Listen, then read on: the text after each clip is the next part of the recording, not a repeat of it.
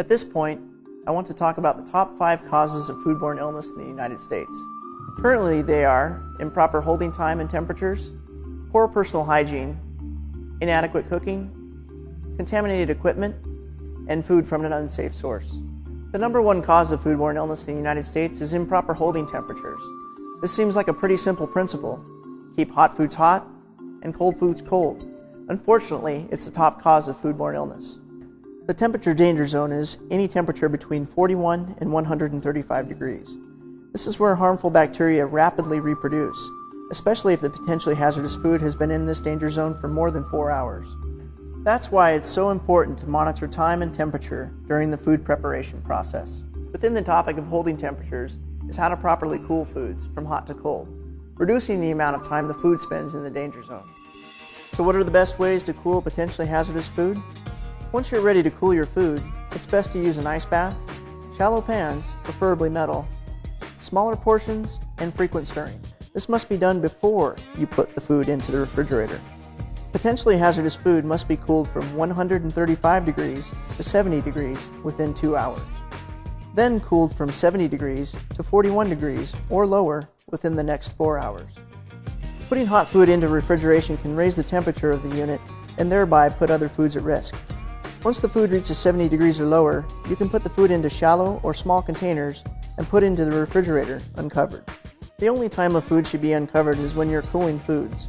Once the food is cooled completely, cover with an approved cover such as a lid, aluminum foil, or plastic wrap. Here are some tips for keeping cold foods cold. Do not overfill the refrigerator. You put a lot of stress on the refrigeration unit when you overfill it. It becomes difficult for air to circulate and the refrigerator is constantly working to keep all the food cold. After receiving a shipment, refrigerate food as soon as possible. This should be a number 1 priority, so make sure there's someone available to inspect deliveries and check temperatures so that the food can be moved into a refrigerator or freezer as quickly as possible. Do not thaw potentially hazardous foods at room temperature. There are 3 acceptable methods of thawing food: under cold running water, in the refrigerator, or as part of the cooking process. Now let's test your understanding of refrigeration and thawing techniques. Myth: refrigeration stops bacterial growth.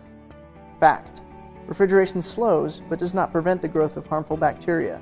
The same goes for freezing and hot holding temperatures. Myth: I can safely thaw food on the counter at room temperature.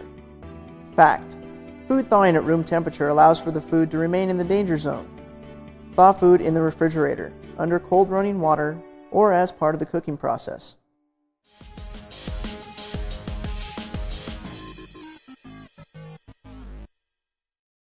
Celeste, when you look at this picture of a salad bar, what do you see that's wrong? And let me help you out, it may not be seeing, but what we have here is an infrared thermometer showing a temperature of 54.7 degrees Fahrenheit. You are exposing the salad bar ingredients to temperatures in the kitchen zone. That is 11 degrees, no, sorry, 14 degrees too high. And what kind of foods specifically are we talking about? The dairy products and a couple of them. Those are commonly called potentially hazardous foods. They have water activity. They have, if you think about Fat Tom, all the characteristics of a food that can support bacterial growth very quickly in that danger zone. So if we look at a salad bar, the potentially hazardous foods that we see are the butter, the yogurt, the sour cream, or the cottage cheese. We also look at the fact that sliced tomatoes have been now and are now being called potentially hazardous food. But you have some other things up there, and that's egg. So all of those have to be maintained at a temperature of what? 41 degrees or below. Now, something here that we also notice that you may or may not see here is all of these pans are plastic. And plastic pans do not allow for cold to be wrapped around the food because it doesn't conduct cold very well. So the recommendation is that pans be metal if at all possible. Now, what happens with cold? Does cold go up or does cold go down? Real simple. If I'm cooking on the stove, where are my hot vapors going? Up. If I put something under refrigeration, it starts from the bottom because cold goes down.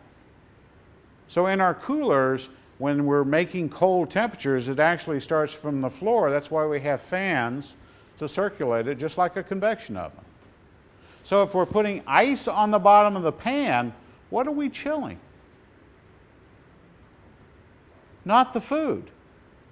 We're chilling the metal that's part of it. So that's why you have things like cold caps.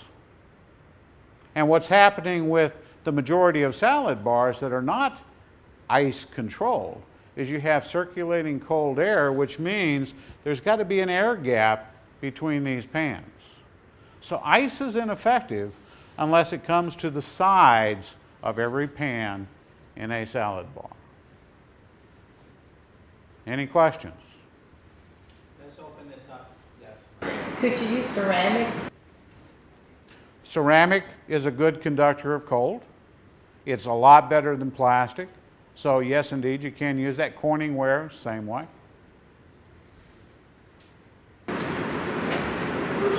Colleagues, I know Canberra makes a ice pan now. You can freeze up at a time, put it on salad bar line, and it'll stay cold for 8 hours, stay frozen for 8 hours, and cool temperatures. Has a cavity in it, and that particular cavity is filled like water, sort of like a thermos around the food. Another idea is that you take something, and it's not a popsicle, but it's basically the same principle, and stick it in the middle of the food. So you have a finger basically going down into the food that's frozen. And you'll see that in beverage containers more than those. So anything that we can do to introduce cold into the food, because cold also goes to the sides and down. Now, if I cover this with something other than saran wrap, I will have a better chance of keeping this area cold between service. You don't want to cover it while you have service because customers can't get to it on the salad bar. But remember, cold has to go up on the sides because total temperatures move down, not up. Any other questions? You know, one of the elements that I look for in all the managers is that to be out in operations, to be hands-on. You know, we don't look for office managers, maybe we have admins and such for that. And the reason is, during operations is when you catch any breakdowns. And what you see here, taking temperatures, should be done on a regular basis. You're out there and you're checking temperatures. That is the biggest challenge that you have as a manager to fulfill requirements because it's a variable.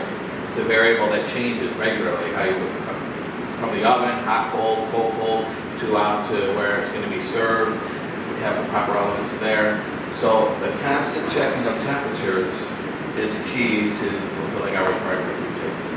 Bruce, another thing to add to help make it colder is not just ice, but if you add water with the ice in the wells, it flows around a bit better. It's going to keep it colder.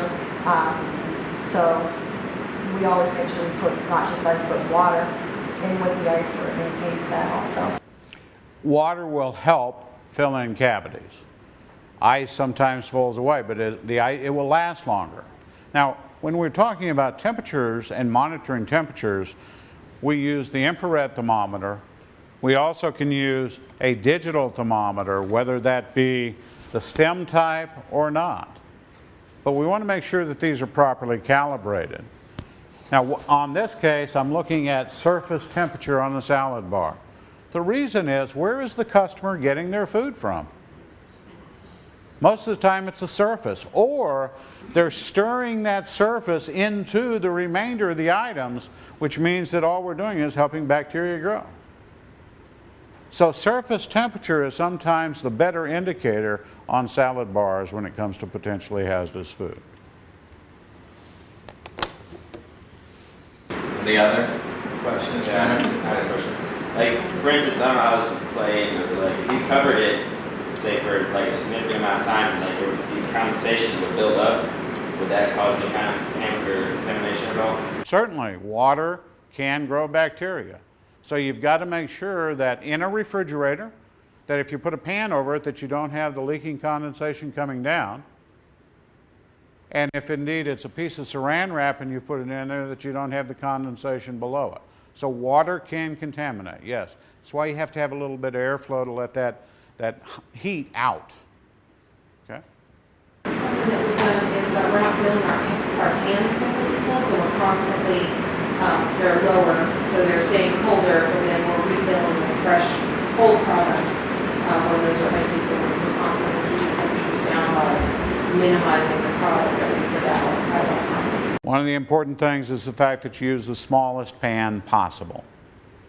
And if you have a lot of volume, it's very difficult at times. But in this particular case, we've got smaller pans. Maybe there are pans of all the same size. But when it comes to potentially hazardous pans, use a shallower pan. Use one that's not as deep and change it frequently. That goes back to monitoring the temperatures of those particular foods. Another thing has to do with food selection. Sliced tomatoes are potentially hazardous. What do we use? Change it to your cherry tomatoes. Just don't slice them. Because as soon as you slice them, they become a potentially hazardous food. Yeah.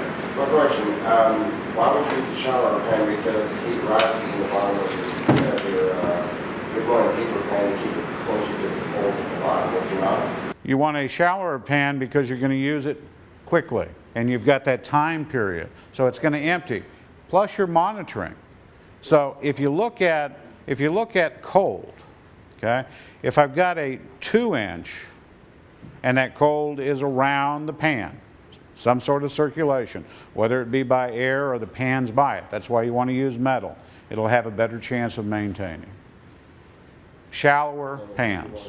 So what you're suggesting there, Frankie, is that is probably have a deep pan, have less product in the bottom, is probably a good point towards food safety. But it would look kind of funny to have a deep pan and very little product in it. So we have to find the combination of both to reach both goals. Again, it comes back to that equipment challenge. The equipment can sometimes be old, so it's that constant monitoring and changing out those pans, keeping your temperatures under control. Anything else? Any other questions?